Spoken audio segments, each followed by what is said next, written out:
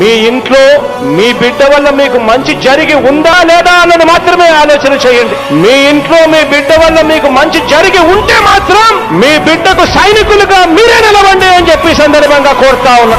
ఇచ్చిన మాట తప్పితే ఓటు వేయొద్దని చెప్పిన దమ్మున్నడు జగను.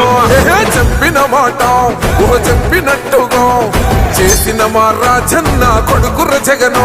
ఏ కష్టం రావద్దని పేద గుండెకు ప్రతి పథకం పంపిండుర గడప గడపకు. పులి గడపలో పులి పుట్టినట్టే పుట్టిండురా. జెండలు జత కట్టడమే మీ ఎజెండా, జనగుండల గుడి కట్టడమే జగను ఎజెండా.